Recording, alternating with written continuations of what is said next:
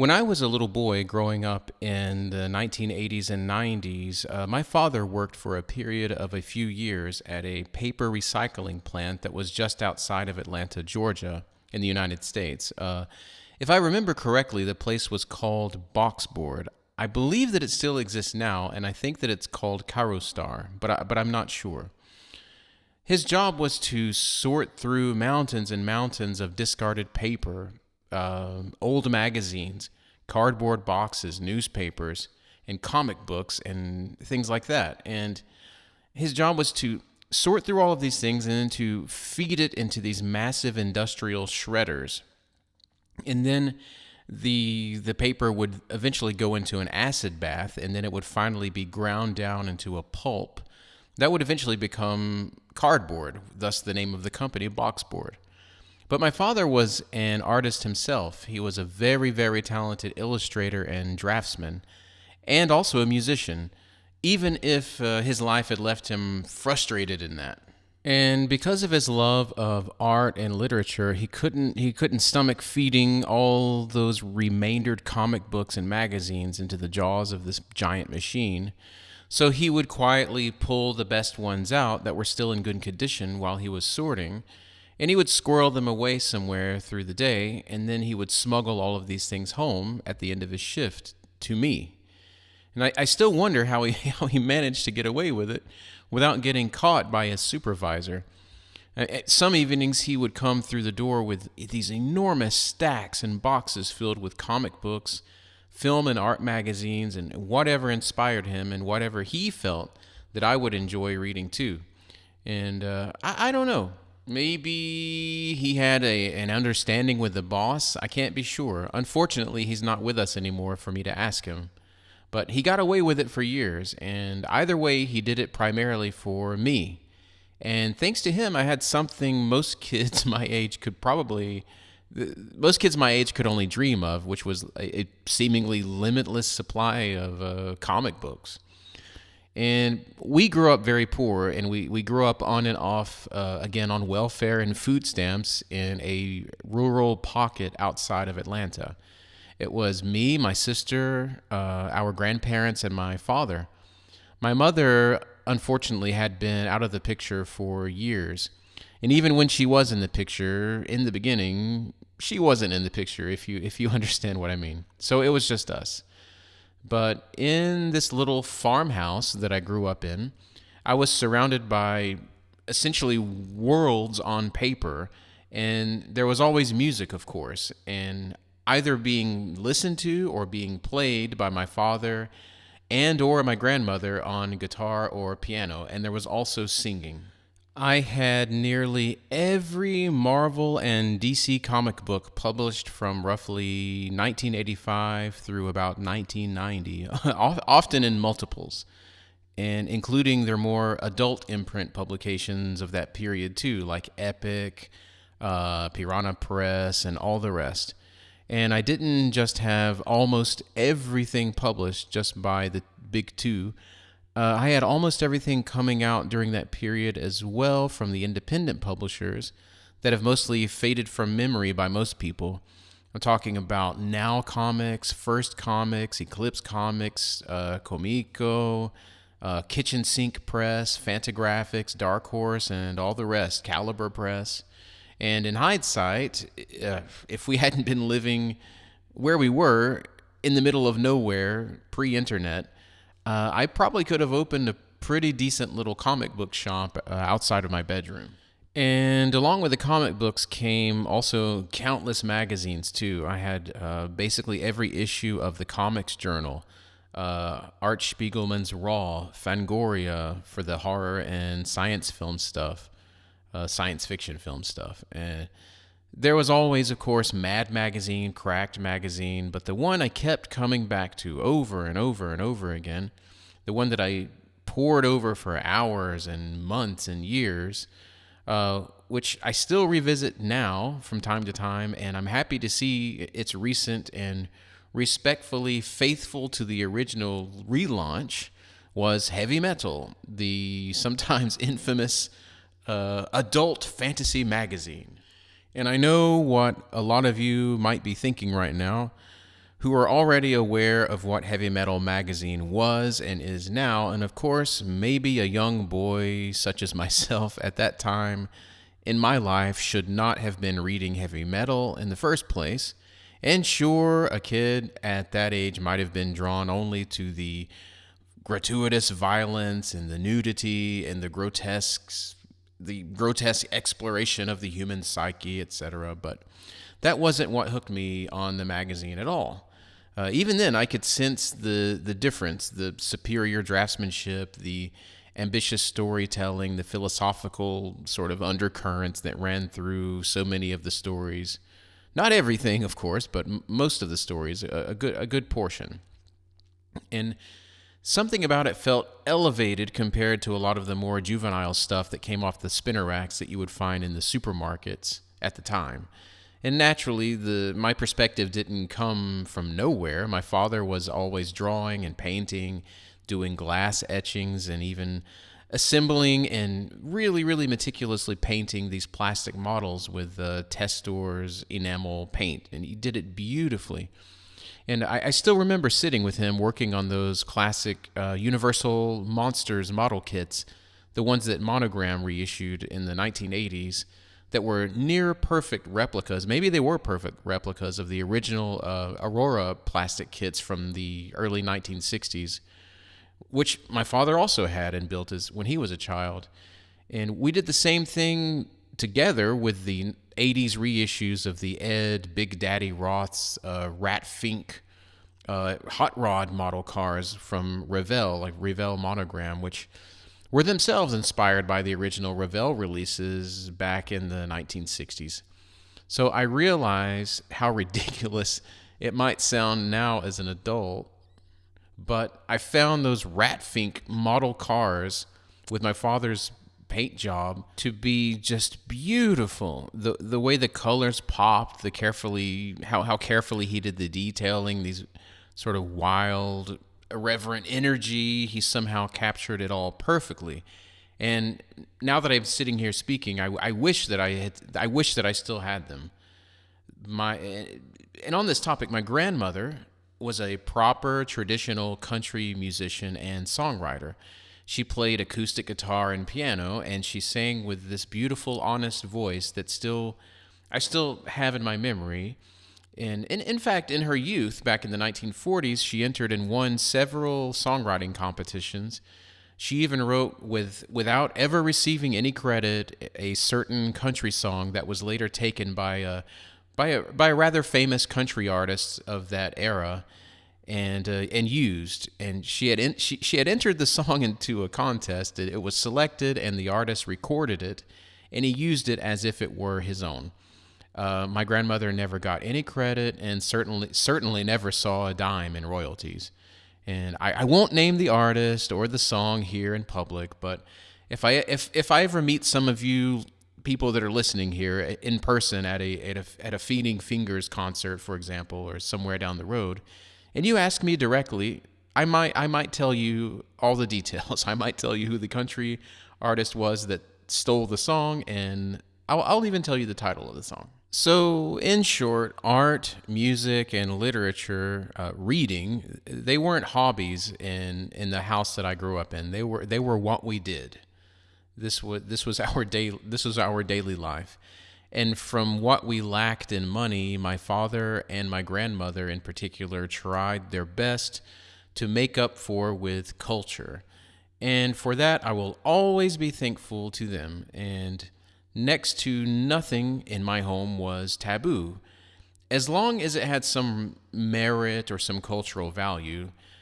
For example, books by William S. Burroughs set comfortably on the bookshelves right between Dante Alighieri and Cervantes. So, with no objections. I was not only permitted, but actively encouraged to read whatever I wanted, whenever I wanted, and to ask questions about anything that I didn't understand. Without ever saying it outright, they taught me how to look past the sort of like low-hanging fruit and recognize something that had some real craft to it.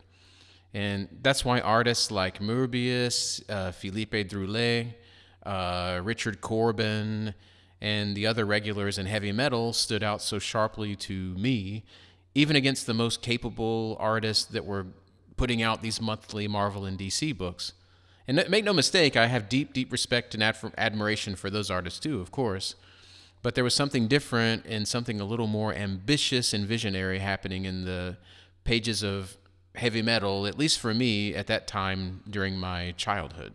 So this leads me to the topic that I wanted to get into today, and that's the history of Italian independent and underground comics, sort of Italian small press comics. So among those artists that I mentioned that I discovered in my youth through the pages of heavy metal, one that really stayed with me for a very, very long time was the Italian artist Tanino Liberatore. And I remember encountering his work and being immediately struck by his renderings of the character RanXerox, which is a character that felt, at least to me, completely unforgettable in that period of my life. His images were somehow beautiful and grotesque at the same time. They were slick and visceral and slimy and almost uncomfortable to look at. It was uncomfortably physical. There was something both alluring and repulsive in the way that he depicted flesh and texture and especially musculature. And it didn't just look real, it even kind of felt real, like you could put your fingers on it, you know? And before I forget, something just came to mind about my childhood in comic books. I remember outside of all of the things that my father used to bring to me at home, I still had this desire to go to whatever comic book stores I could get to, that I could reach. And I remember being 3 during my childhood. I remember there was one that I would go to that before it became a comic book store, it was actually a bait and tackle shop. They were selling bait and tackle to fishermen. And the shop was in a building constructed from cinder blocks directly next to a small pond. And I remember that the business, it was the fish bait and tackle shop, transitioned into being a comic book, baseball card, LP music shop. And I would go there, and I remember that also being the place where I bought my first Devo record on vinyl, Are We Not Men? And I remember when that comic book shop closed, it transferred across the street to another building. They stayed open for a while. That building, that business finally, they went out of business and closed, and the building that comic book shop was in transitioned into being a recording studio, which would become the first recording studio that I ever recorded anything in.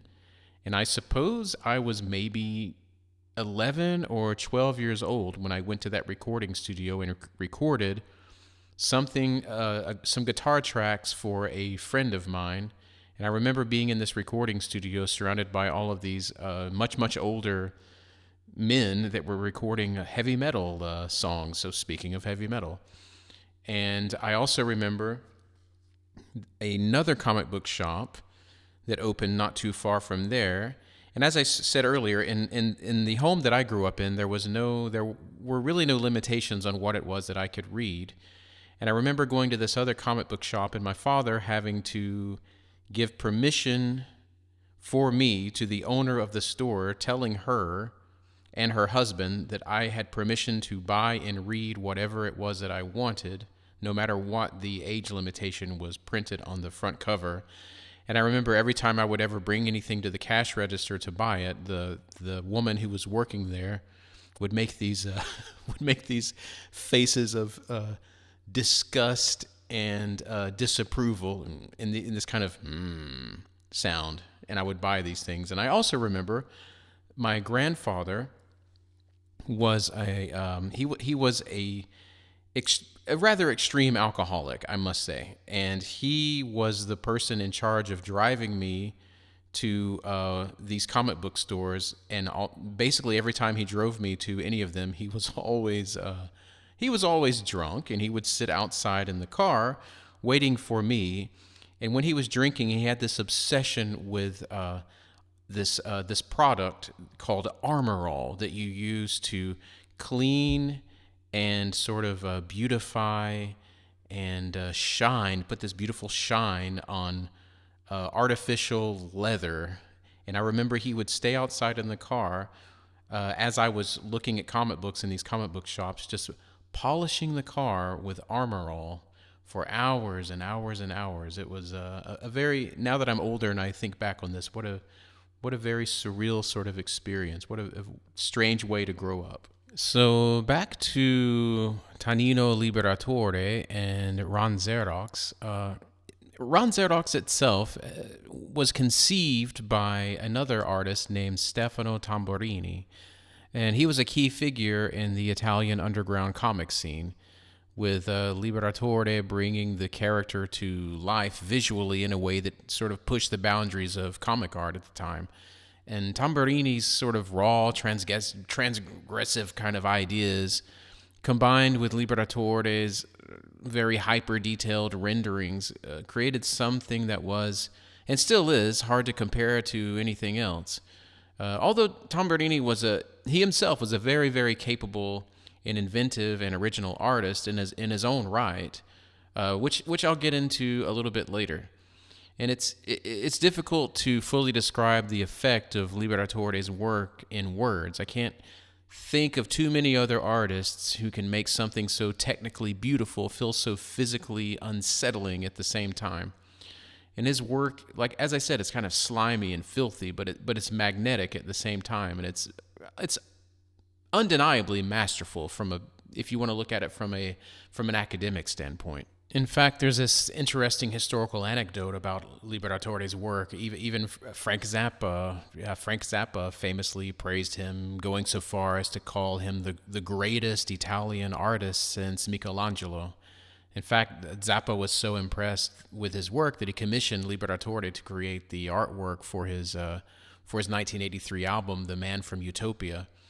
And if you take a moment to look that up, I'd suggest paying particular attention not so much to the front cover of the album, but to the back cover. For me, that's where Liberatore's sensibility really comes through, where the textures, the distortion, and that strange sort of fusion of beauty and disgust are really on display. And there's an interesting interview with Liberatore where he states that Michelangelo was, in fact, probably his greatest influence.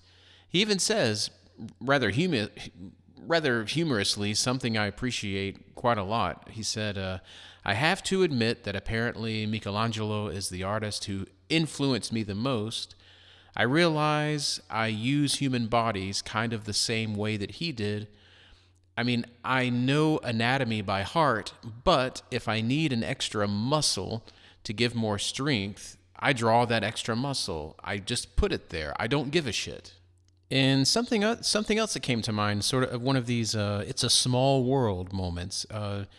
Just a few days ago, I was doing a lesson. I'm teaching English to a girl who lives not too far from my studio.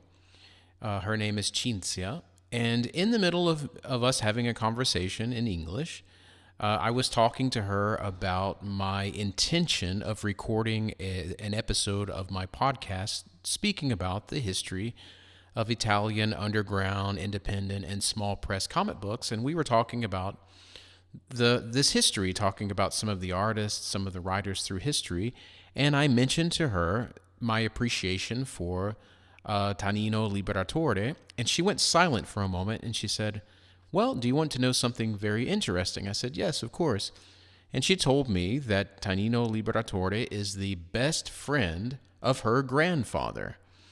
So in this period, as I'm recording this, I am working the sort of in the process of getting directly in touch with Tanino Liberatore so that I can sit down with him and just have a normal conversation. I don't have the intention of recording my conversation with him or using it in a podcast or doing any type of interview. I simply just want to sit down and have a conversation with the man. So, with all of that being said, I believe that I can say with relative certainty that my first real introduction to this world happened happened within the pages of heavy metal in the 1980s through the character RanXerox, created by Stefano Tamburini and elaborated upon by Tanino Liberatore. But we have to keep in mind that this is really just a narrow sliver of light slipping through from a much, much richer and deeper world, that of Italian underground and small press comics, that I knew almost nothing about at the time. It wasn't until decades later, when I moved to Naples, Italy, as a man in his mid-30s, that I finally stepped fully into that broader type of universe. And I remember a very specific moment while I was composing and recording the Feeding Fingers triple album Attend in Naples, Italy, and I had just moved there from Germany, and I was still adjusting to an entirely different and new life, and most of all, a new language. And in the beginning, when I first arrived in Italy, I was so deeply immersed in recording Attend and writing and arranging and collaborating with musicians that I simply didn't have the psychological bandwidth to study Italian with the intensity that it really requires. But right after Attend was completed, something shifted. I decided to dive into the Italian language with a real passion and discipline, because I wanted to truly integrate into the culture, or at least integrate into the culture as best as I could. And there was not only the integration matter at hand, but there was also the practical reality. Because especially here in the south of Italy, most people don't really speak English. They really don't speak English that well or that often. And so I had no choice. So if I didn't learn the language, I would be living in near total isolation and barely able to handle daily life, let alone connect with anyone in any real, meaningful way. In short, I had to learn. And I knew from my experience in learning German that it would be nearly useless, or maybe even counterproductive, to start with heavy literature right away. Diving straight into Dante, Manzoni, Pirandello, D'Annunzio, or Leopardi would have probably left me just frustrated and discouraged and maybe a little bit defeated. And I also generally hate those really cold, torturous grammar exercise books, which usually just make you feel like you're trapped inside of an isolation chamber or a submarine. And they make you feel as if you're going slowly insane with these repetitive drills. I mean, they're useful, but you can't really center your learning of a language around these things. And yeah, grammar has its place, but it can absolutely create its own sort of special kind of obsessive compulsive behavior disorder spiral into a certain type of hell. So instead, I decided to start with simpler, more enjoyable things, like Italian children's literature, like the wonderful stories of Gianni Rodari, and comic books, especially Dylan Dog, the original Tizio Sclavi stories from the 1980s in particular. But I have to say, even now, presently, the editor in control of Dylan Dog right now, Barbara Baraldi, is doing some really, really wonderful work. And even Topolino, the Italian version of Mickey Mouse, and Paperino being the Italian version of Donald Duck. And now that I think about it, I have a certain appreciation for Donald Duck as a character. I find him interesting. He's generally unpredictable. He's frustrated and filled with a strange kind of pathos, basically like most human beings that I know. Whereas Mickey Mouse, I don't know. I find him he's more like a very successful marketing sigil than as a character with any real soul, in my opinion. And I'm overanalyzing the existential depth of Disney ducks and mice like some kind of art school kid, but here we are. But in spite of that, I really recommend L'Inferno di Topolino, or in English that would be Mickey's Inferno. I think it's a pretty wild and brilliant parody of Dante's Inferno with Mickey Mouse playing Dante. It was written by Guido Martina and illustrated by Angelo Bioletto back in 1949, but it's still fantastic in my opinion. And as the language teacher in me, I can't help but let this come out of here. If any of you listening are in the process of learning a foreign language, or if you just have the desire to do so and you don't really know how to attack it, let me strongly suggest something that helped me enormously and something that helps my students enormously is read comic books in your target language that you want to learn. The characters generally speak in dialogue, and the images provide this immediate visual context, so you don't have to constantly flip to a dictionary to understand new vocabulary. There's enough context with the images to generally give you some guidance. And it makes the whole process feel more alive and less like work. I'd also recommend reading magazine articles and cultural inserts or the lifestyle sections of newspapers instead of these giant books. You get short, manageable chunks of text on specific and varied topics. So and it's not so overwhelming, so you don't get fatigued while still being exposed to richer and more diverse vocabulary. It's a really good way to stay motivated without feeling burnt out. So with my temperament, interests, and personality, I could only get so far with Disney comics and Dylan Dog and Johnny Rodari magazines and newspapers. Not that I put Dylan Dog or Johnny Rodari in the same category as Disney, of course, but they're simply where I started with learning Italian. And eventually I needed something more in line with my own tastes, my own interests. And for me, I need something stronger and something more stimulating.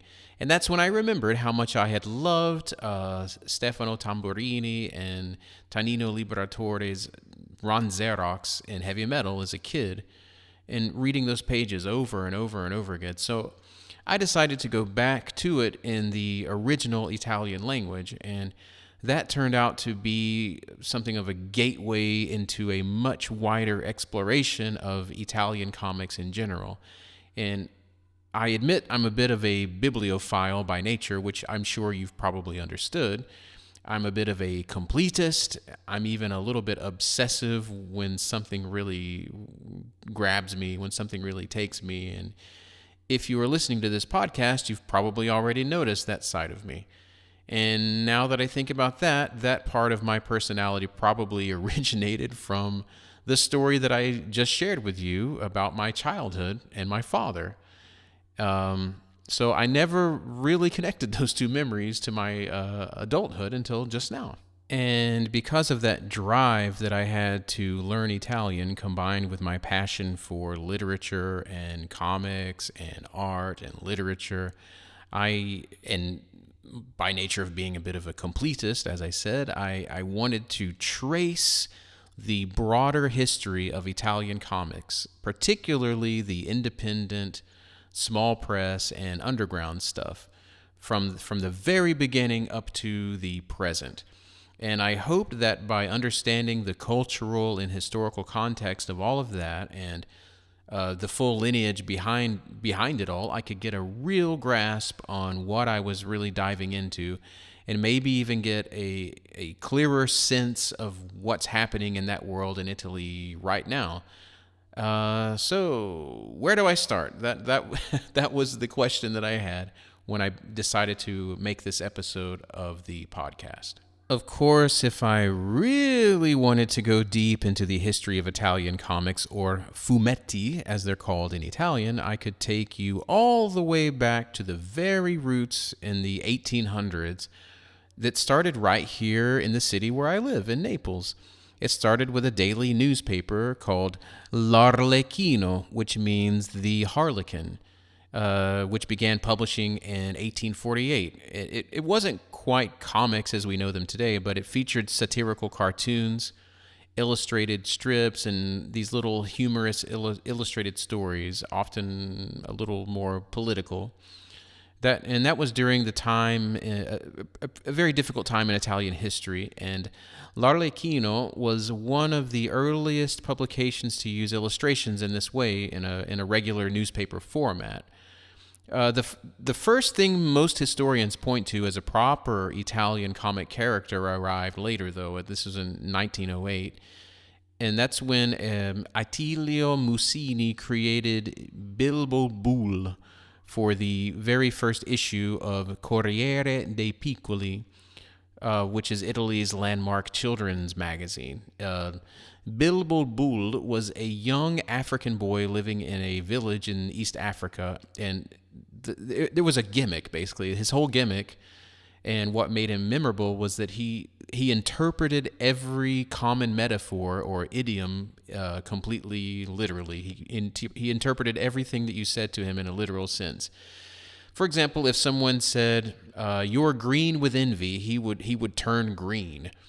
Or if he was told he had, I don't know, a hole in his stomach from hunger, then a hole would appear in his stomach, in his belly. And these surreal sort of transformations were visualized in the panels with rhyming text printed underneath instead of speech bubbles, which was a common style in early Italian comics for kids. Instead of having bubbles, they had little pieces of text underneath the imagery. And it was playful and absurd and very much a product of its time.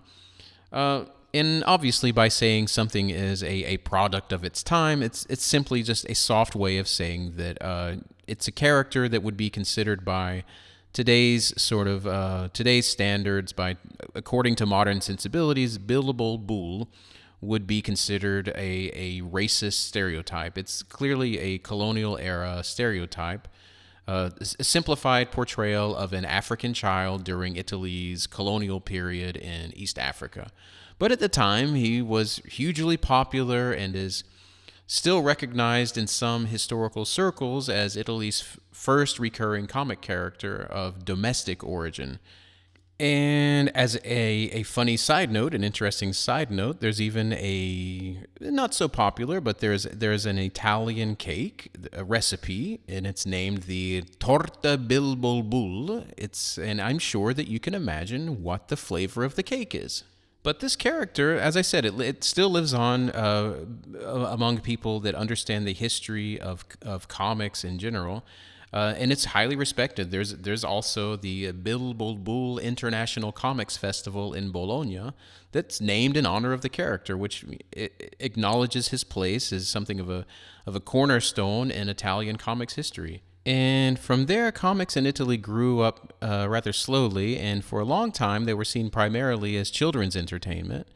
And through the 1920s and 30s, you get a wave of weekly publications that show up in things like Il Balilla and others for a more general audience. And then American comic strips begin to filter in through magazines like L'Avventuroso, Jumbo, Topolino, bringing with them kind of a crucial innovation being the speech balloon. And but during the fascist period, foreign imports were basically restricted, and that led to a push for more fully Italian characters and stories. And there were heroes like Dick Fulmine or Romano il Legionero. He emerged, along with the early Italian science fiction and adventure comics. And then after World War II, everything started to expand. The market basically exploded with these small books called tascabili, which means pocketable, things you can put in your pocket, pocket-sized. They're small, portable comic books, and there were mostly Westerns, and there was especially this one Western in particular, Tex Willer, or here pronounced Tex Wheeler, and it was created by Gianluigi Bonelli. And Gianluigi Bonelli, the Bonelli Comics Company, creates much, much later Dylan Dog, Nathan Never, all of these characters that have even had some success outside of Italy. And it was during this period, too, as I said, Disney's Topolino, Mickey Mouse, and Paperino, Donald Duck, very, very popular post-World War II for pretty obvious reasons. But even another thing that I would like to mention here, the fotoromanzi, which are photo romance magazines where instead of drawings, you have photographs, and then photographs with what we would call word balloons today that sort of narrate the actions. So, and I have to admit, even those, I have a certain appreciation and passion for fotoromanzi from Italy, particularly the period from 1960, 70, and 80. They're considered trashy and of very, very low culture in general, but I absolutely adore reading these. And then later, by the late 1950s and into the 1960s, something started to shift, and comics, they began to gain more sort of intellectual attention, especially after Umberto Eco. He started taking them very seriously, and he wrote about them as a cultural phenomenon, as something, a legitimate cultural item. In fact, if I remember correctly, I believe that that Umberto Eco wrote this collection of essays. I believe it was in 1964. It was titled Apocolitici e Integrati. I think that it was translated into English as Apocalypse Postponed, I believe. But it was a collection of essays that he wrote about the value of comic books, comics in general, and I have to say that it's a very fascinating read. And if you're interested in the evolution of this as a cultural phenomenon, I strongly recommend that you go and read the essays that he wrote during this time period about comics. Because in a certain sense, he wasn't the first intellectual to analyze this and try to maybe introduce it to a broader, more adult audience, but he was likely one of the most influential thinkers in this period to sort of, in a certain sense, give permission to adults to read this and take it more seriously. And then after that, there was a real turning point in Italy with regard to comics being taken as a legitimate art form to be appreciated, and not something to only relegate to an audience of children, or to relegate as something to be embarrassed to read in public. There was a real turning point in 1965 with the publication of Italy's longest running comic magazine. And I don't mean comic magazine for children necessarily. I mean comic magazine to be taken seriously as an art form. And this is going to be Linus. It's pronounced in Italian as Linus, but it's Linus. The name of the magazine is taken from the Charles Schulz character Linus from Peanuts, but here we pronounce it Linus. It's the first Italian magazine that was devoted entirely to comics, but it was aimed at an adult, intellectually curious audience. And it did publish Peanuts alongside the Italian creators, and it mixed satire, politics, and graphic storytelling. And it completely, in a certain sense, it really redefined what comics came to be in Italy. And then at around that same time, you see this real avalanche of work. You get Hugo Pratt's Corto Maltese, you get Guido Crepax's Valentina, Milo Manara's Lo Scimmiotto, the ape, and then you get the emergence of the fumetto nero, the not necessarily translated as black comic, but as like a darker, like comic noir, let's say. Yeah, fumetto nero, comic noir. And it started with Diabolique in 1962, which is really dark and sort of morally ambiguous. They're anti-heroes, and they really push violence and sexuality and tone into previously unexplored territory at the time. And I should also mention Max Bunker and the art and Magnos here too. And and also the fotoromanzi that I was talking about earlier, and my love of them, even if they're mostly kind of trashy and sometimes kind of stupid, but to be loved nonetheless. And then in the 1970s, everything sort of opens up. Linus is really, really thriving. It starts selling more than 100,000 copies a month, which in today's market, which is completely unheard of now, but Linus was selling 100,000 or more copies a month, and it included not only Italian work, but also international work that was translated into Italian, often for the first time. You get work from Robert Crumb and others from the United States, and then all of this even happens some years before Metal Urlant, heavy metal, comes to be published, and that would be published also in Italy in, I believe, 1981. And then from Linus, you get a spin-off. You get Alter Linus, which alter is Latin for other, the other Linus. And then later you get Alter, the other, and which pushes even further into more experimental and so-called adult material. And this launches artists like Andrea Pazienza, and who we will really, really be getting to with a lot of depth soon. And then there are comics that are also on television shows like Gulp, Super Gulp. And then there's erotic, and there's horror, and there's underground adjacent comics.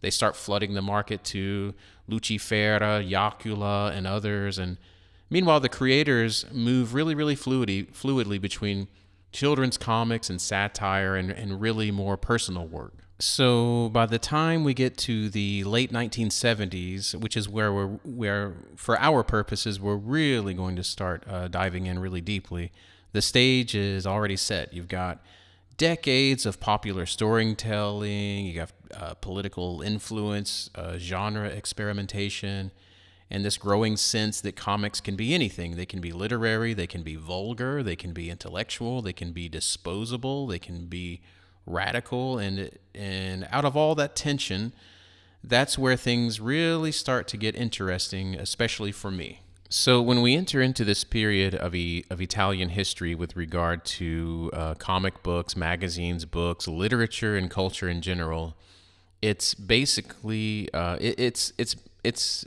essentially impossible to not give a little bit of background into the sort of the motivation for where it is and what direction things were going in Italy. We're entering into something in Italian that we call the Anni di Piombo, which is the years of lead, which was a very dark period in Italian history of political violence and terrorism from the late 1960s until about the early 1980s, or roughly from 1969 to 1984. To give the very superficial and sort of dumbed down version of this period of Italian history, to put it in the simplest terms that I can, there were extreme left-wing groups and extreme right-wing groups. They were carrying out thousands of attacks upon each other and also upon the general populace. There were bombings, shootings, kidnappings, assassinations. The left-wing groups were like the Red Brigades, for example, who were presumably wanting a communist revolution. They killed politicians, judges, police, and citizens. And then you had extreme right-wing groups that were considered neo-fascist, and they wanted to create a bit of chaos to push the country toward a strong authoritarian government, and they also planted bombs. But now that we have access to the internet, and it's 2026, and we have access to more history, more documentation than we've ever had before, there is the rather, for some people, surprising, not surprising for me, but for a lot of people, that conclusion that not all of this was orchestrated, but possibly the majority of what was happening here was orchestrated by something called Operation Gladio, together with something called the strategy of tension. If you're very interested in Italian history, especially in politics and geopolitics, I strongly recommend that you do some research on Operation Gladio and something called the strategy of tension, and you will see that both of these groups were, if not created by, at least infiltrated by elements of the CIA, Mossad, and other alphabet agency groups, primarily from the United States and Israel, to sort of create this constant tension between two factions of society to keep the population more or less under as it says, the strategy of tension, under a semi-permanent sense of anxiety. The word gladio itself, the word, it means sword, sort of like a double-edged sword. It was a secret NATO, CIA, something called like a stay-behind network that was set up across Western Europe in the late 1940s and early 1950s, and in Italy around 1956 to 1958. And it had a stated purpose. It was to prepare armed resistance, sabotage, intelligence gathering, and guerrilla warfare in case of a Soviet Warsaw Pact invasion of Western Europe. And if communists occupied Italy, Gladio members, who they recruited mainly from anti-communists, including ex-fascists, they would go underground and fight back. It was coordinated with Italian secret services, and it had hidden arms caches, training, and structures across NATO countries. The network was publicly revealed by the Italian Prime Minister Andreotti in 1990. And as I mentioned earlier, the strategy of tension. This was a tactic of domestic political manipulation used primarily on the population, and it was running from the 1960s through the 1980s. And its main goal was really to create fear and chaos through these terrorist attacks, especially using indiscriminate bombings in public places, so that the population, as a result, would demand stronger laws and more surveillance, and they would support more authoritarian solutions to these problems, the classic problem-reaction solution. And they would reject, presumably, the growing power of the Italian Communist Party and the left. While the right-wing neo-fascist groups carried out some of the bombings, the left-wing groups also carried out other bombings. There's Piazza Fontana, there's Bologna, and these were designed to be blamed on each other to sort of discredit one another and justify repression and even potential coups. And I know that talking about this will probably have me removed from certain elements of polite society, but all of this sounds familiar, no? Essentially, the government manipulating the population to fight amongst itself so that it doesn't look upward. It only looks horizontally at one another and never upward. Ordo ab chao, order out of chaos. I should also mention here what is possibly the most known event was in 1978, the Red Brigades kidnapped and murdered the former Prime Minister Aldo Moro. Yes. The official story is that he was kidnapped by the Red Brigades, but it was probably under the order of Henry Kissinger. In short, before you join any type of group, make sure that you investigate it thoroughly, look who is calling the shots, and make sure that they are not a spook. Maybe Groucho Marx said it best. Then out of this situation of instability and pressure and chaos in Italy from the 1960s, 70s, and into the 80s, and well into the 90s, the anni di piombo, the years of lead, as a result of all of this, we have the creation of two truly groundbreaking Italian underground alternative comics magazines. The first one is Cannibale, Cannibal in English. It was established in 1977 and it had a short run. It ran from 1977 to 1979. And after the cessation, after the closure of Cannibale in 1979, we directly have Frigidaire, which is the publication that came after Cannibale with the same creators. Frigidaire was established in 1980, and technically it's still running now, but its great years, what are considered its most influential years, were between 1980 until more or less until the mid 1980s. And of course, nothing just comes out of a vacuum. There were things before Cannibale and Frigidaire. There was the Italian the Italian interpretation of the American counterculture, the Beat generation. For example, there was a magazine called Mondo Beat from 1966, Pianeta Fresco, which was from 1967 to 1968, which more focused on the Italian interpretation of the Beat generation, psychedelia in general.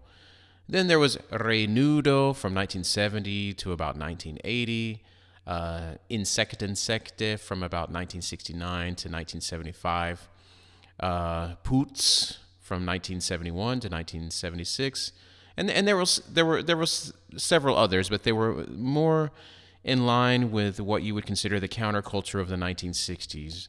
Robert Crumb, Jack Kerouac, Allen Ginsberg, William S. Burroughs, sort of more in that direction.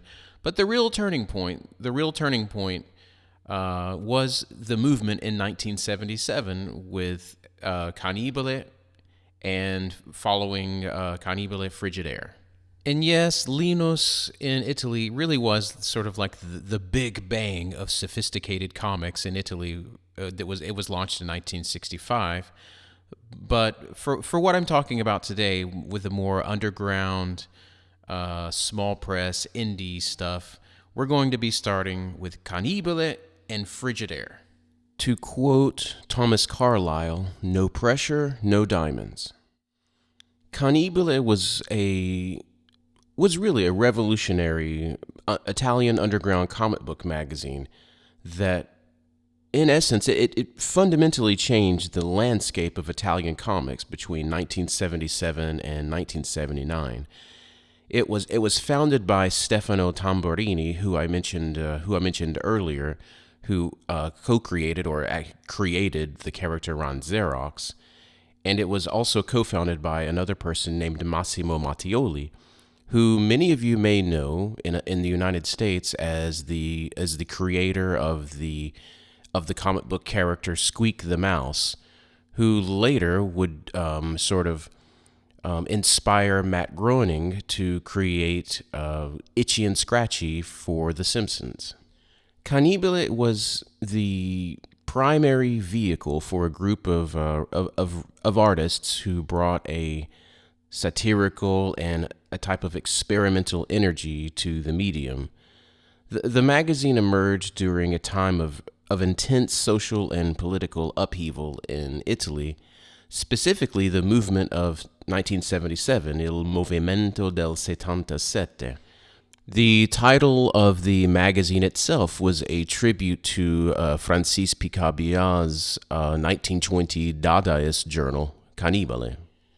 Francis Picabbia has had this idea, this saying that he had, where he would say, "Our heads are round so that our thoughts can change direction."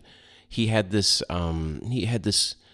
preoccupation with the idea of the human mind having a certain ability to change direction, to change idea, to be very flexible in its way of problem solving, in its way of thinking, in its way of being creative. The core group, the core creative group, the core group of artists of Cannibale consisted of 5 people.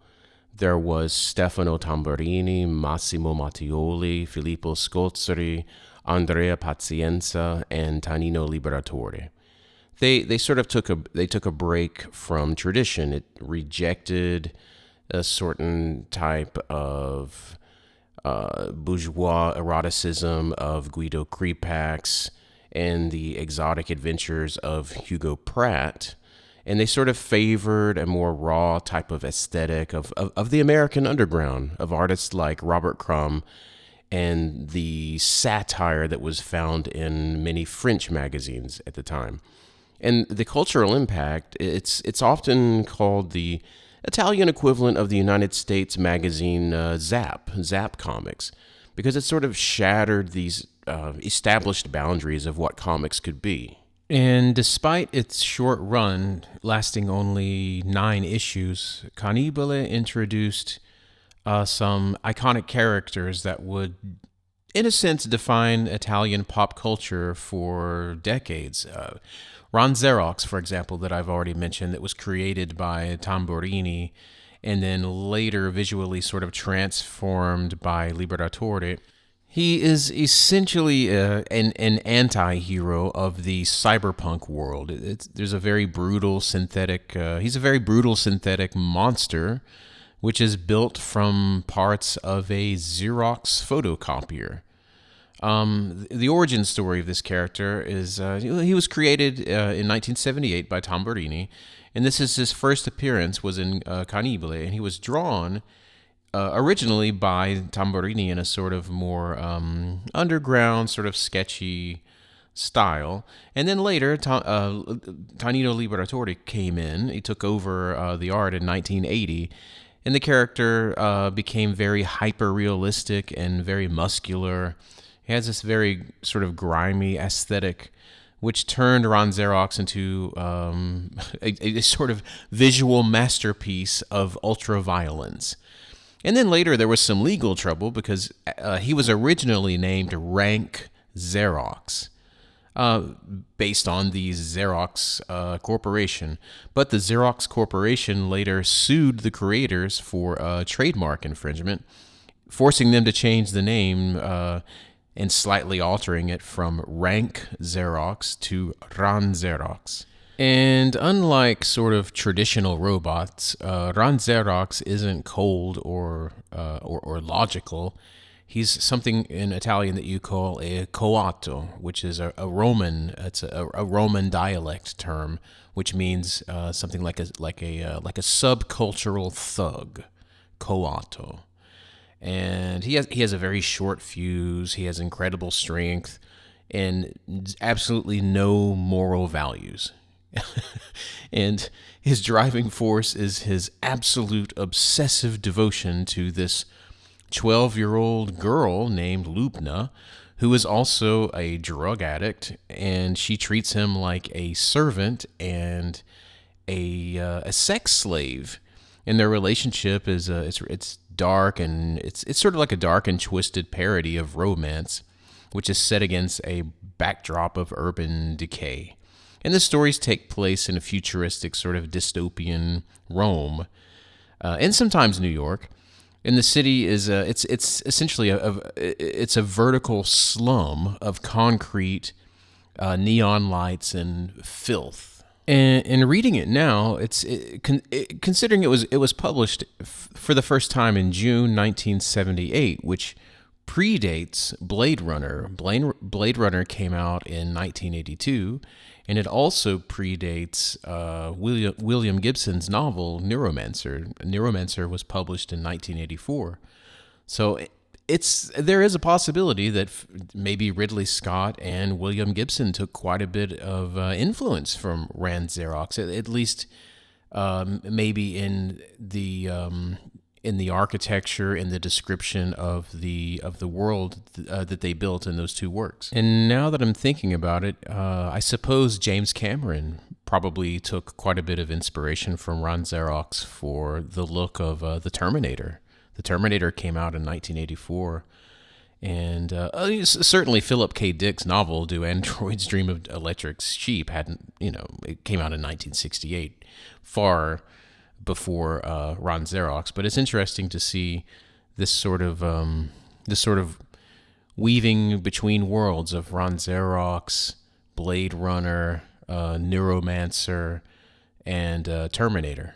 I mean, we're talking pre-cyberpunk. It was before Neuromancer, before Blade Runner sort of defined the high-tech, low-life aesthetic, because RanXerox was already living that aesthetic. And an interesting note on the artwork, if you take some time to study Liberatore's illustrations of RanXerox, and you notice this very, very unique sort of texture that he was able to create.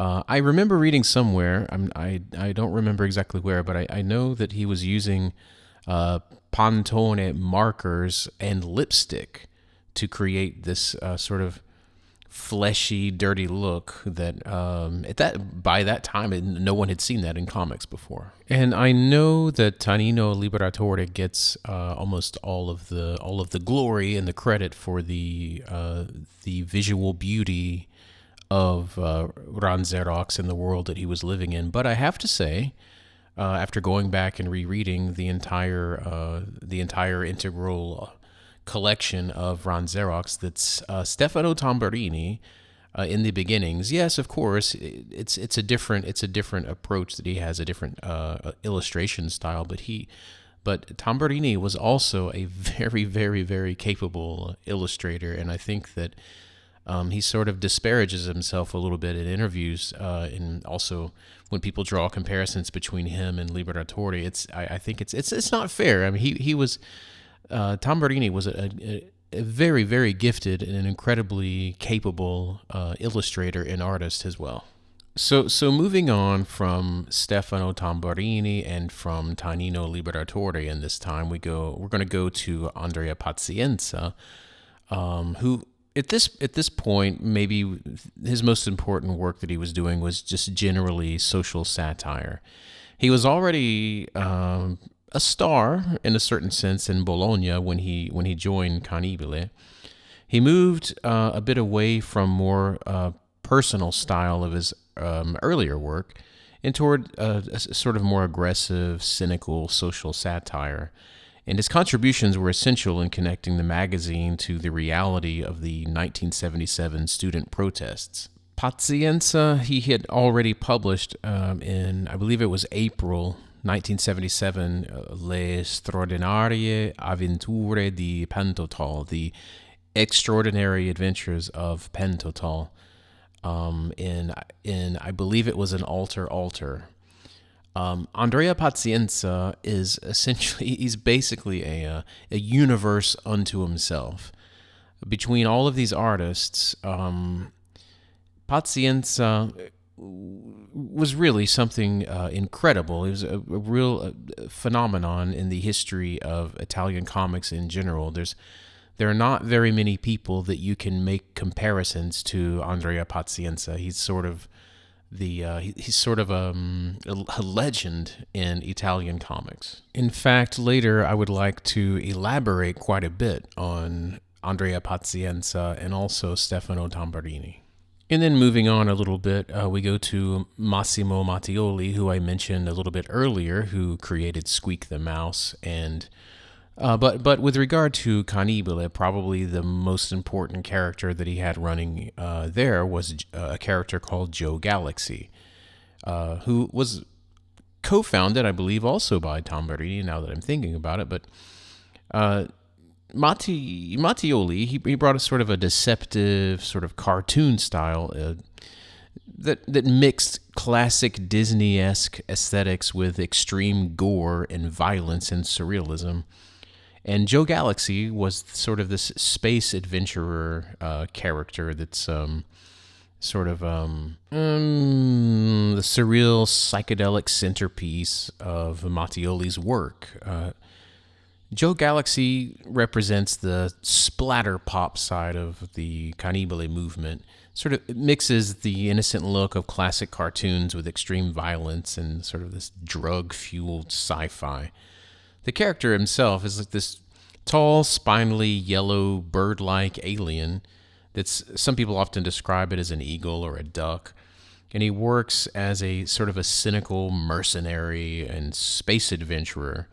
His personality is arrogant, he's lazy, he has absolutely no moral values, similar to RanXerox.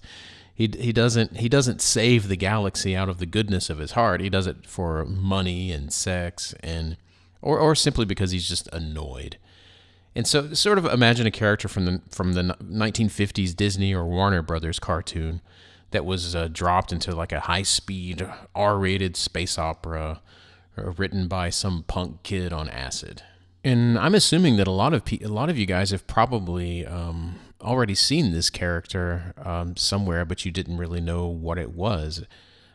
In fact, rereading all of this stuff now in preparation for making this episode of the podcast, I realize Mattioli, not only with what I talked about earlier with Squeak the Mouse being an influence on Matt Groening for Itchy and Scratchy, I suppose that Joe Galaxy has probably had quite a bit of an influence on a lot of other things, certainly Ren and Stimpy, and I would assume also some of the things that you find in Rick and Morty. So the big five artists that we're going to be talking about today, Cannibale from and from Frigidaire. We've already talked about Tamburini, we've talked about Liberatore, we've talked about Pazienza, we've talked about Mattioli, and the last of the five is Filippo Scòzzari. His most important work, at least in the pages of Cannibale, was really just more sort of like acid satire, theoretical essays, things like that. Scòzzari provided sort of the magazine's sharper, sort of intellectual, satirical flavor. His work was characterized by a sort of cold, surgical disdain for the establishment, for establishment politics, and he has this really incredibly dense and detailed drawing style. And he was instrumental in building the sort of the publishing label that kept the group independent.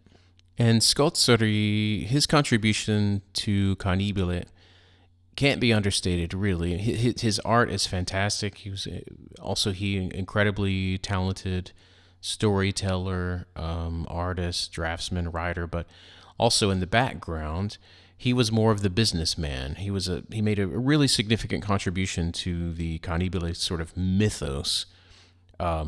He also wrote a very, very interesting memoir titled Prima pagare, poi ricordare, pay first, then remember. And it's, in a certain sense, it's almost like considered a type of the Bible of that era. It's a very brutal, hilarious, and it's a sort of a drug-fueled account of how these five people managed to, in short, revolutionize Italian underground culture while sort of like living always on the edge of disaster. And I know that these five artists are generally the ones who get the credit that they very well deserve, but there's a sixth person in this group that I feel deserves quite a bit of recognition as well. This is Vincenzo Sparagna. And he sort of entered the scene in 1978, 1979 when Cannibale was really struggling. He sort of integrated this group of five artists into a type of infrastructure of a satirical newspaper that he was publishing called Il Male. And he sort of oversaw the final issues of Cannibale before co-founding what would become sort of the evolution of Cannibale into another publication called Frigidaire, which he published in 1980. And this transition moved these artists from a type of niche underground comic into really a globally influential magazine that mixed high art, journalism, and satire. And that magazine would become Frigidaire. So Frigidaire, it was published, the first issue of Frigidaire was released in October 1980. And it was sort of the mature, deluxe successor to what was really a big chaotic experiment of which was Cannibale. And Frigidaire wasn't just a comic book. It was something like a high-end cultural magazine that mixed journalism and avant-garde art, comics, and it was as I said, it was founded by the original Cannibale crew, with Sparagna as the director. So there was Tamburini, there was Pazienza, there was Liberatore, and there was Scòzzari and Mattioli. And the magazine was born, it was sort of just born out of the ashes of the 1977 movement. And with regard to Frigidaire, there really can't you can't say enough about the importance of this magazine. It would take hours and hours and hours to really talk about this magazine and give it its due.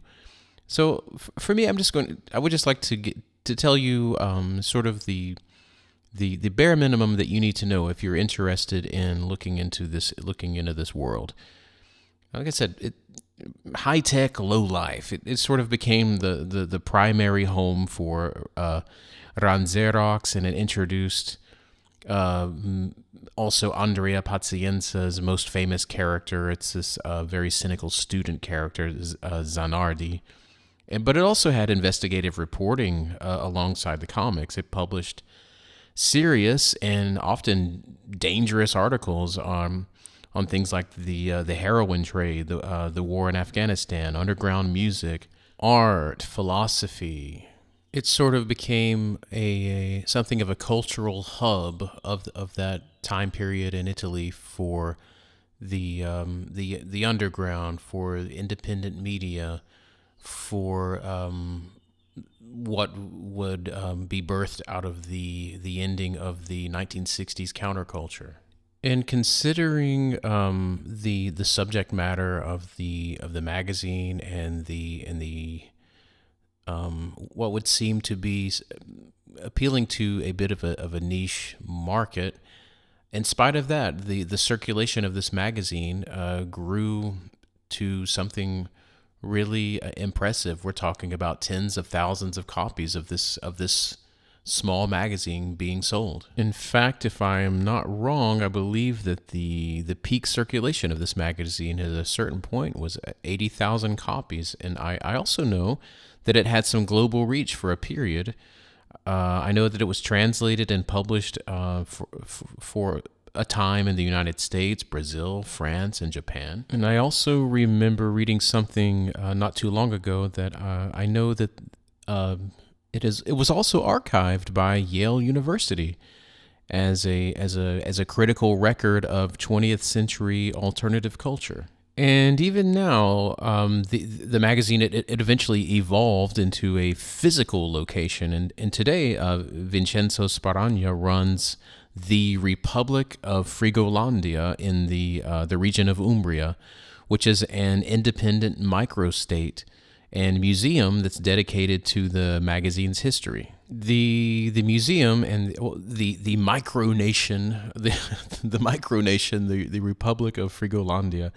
It's a large park. I'm not sure how. I think it's maybe 4 acres or larger. It's several buildings that Sparagna rented from the local municipality that he transformed into this large, colorful, mural-covered headquarters.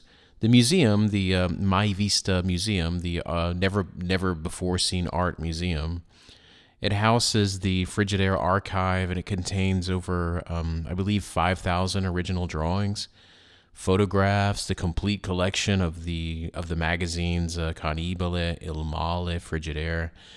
And you can see the original layout boards of Andrea Pazienza, Tanino Liberatore, Massimo Mattioli, and it's a micronation, which is funny, but it's sort of true to the satirical roots of the group.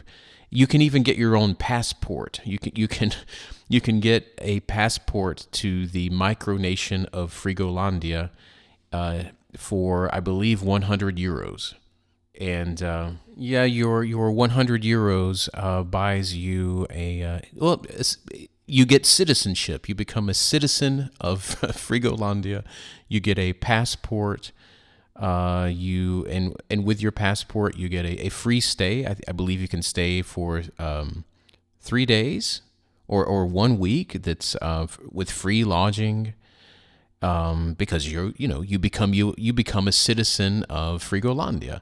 You also get a magazine subscription. It's an annual subscription, and you also get, as a free gift, you get art. And I remember reading that for the first time several years ago and sort of having a laugh to myself. But upon further reflection, it's not such a bad deal. There you can buy citizenship in a few countries in the world. For example, you can outright buy citizenship in Turkey. I believe it's 400,000 euros. And look at that. You can buy citizenship in Malta, Turkey, certain islands in the Caribbean, a couple of places in Africa. And at least if you for 100 euros you buy your citizenship in Frigolandia, at least you get something for it, and you don't have to pay taxes. I know that most of what I'm talking about has never been translated into English. But if you are interested in at least having a look at Cannibale and Frigidaire, there are two books in particular that I really suggest that you go look for to serve as sort of an introduction into these two publications. There's one. It's titled 77 Anno Cannibale, 1977, the year of Cannibal, the year of Cannibale. It's a collection. It's large. It's a rather large collection. It's I believe it's about 250 pages. It was published by Comicon Edizioni.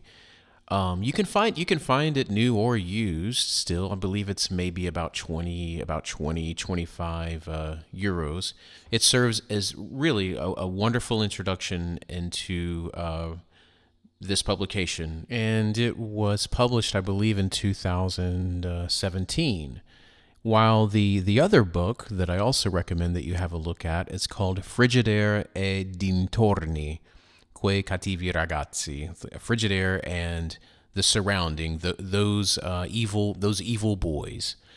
It's a large hardcover book. It's about 300 pages, and it collects a nice sort of sampling from what was being published in Frigidaire. This book is a little bit more difficult to find, but you can find it, and it's also sometimes a little bit more expensive than the other book. But I have to tell you, both books are really worth looking at if you were interested in sort of having a peek into Cannibale and Frigidaire. And that book, I believe, was published in 2009. Of course, you can go online, I'm sure, if you do quite a bit of research, and you can probably find PDFs, digital samplings of maybe the original publications from the 1970s and the 80s.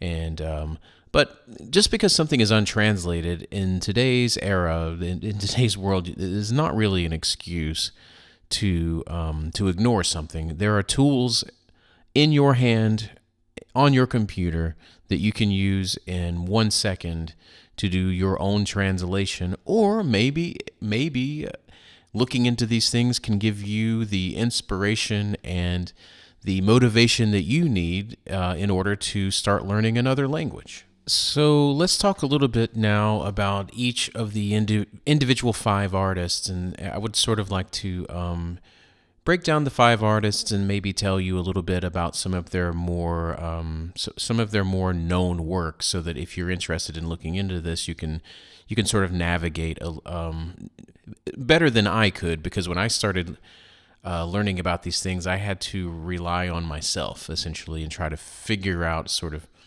how to find orientation into this world and sort of navigate and find out what I needed to find out.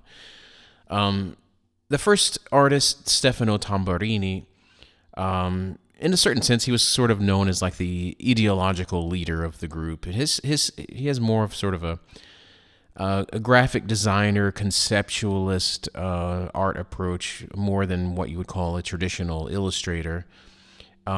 He, as I said, he created RanXerox, and unfortunately, he was the first person to die in this group. He passed away from a an overdose, from an heroin overdose in 1986 at only 30. He was only 30 years old when he died of a heroin overdose. And as I said, his death was the first sort of major blow to the spirit of the group. And of course, I would recommend reading RanXerox in its entirety, starting with Tamburini and through its evolution with Tanino Liberatore. But there's another work that I really suggest that you have a look at that Tamburini created. It's called Snake Agent.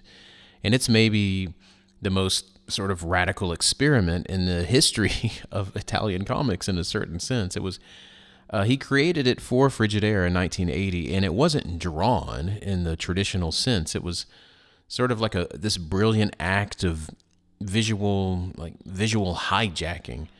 There was this. He didn't sit down with a pen and paper. Instead, he took an existing sort of obscure American detective comic book from the 1940s called Secret Agent X9. And he sort of, how would you say, maybe he reprocessed it. He did this photocopier trick. He would place the original comic strips on a photocopier, and then as the machine scanned, he would physically drag and shake and slide the paper around and create these visual glitches.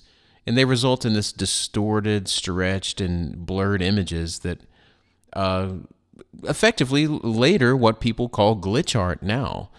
But this was before digital technology made it easy.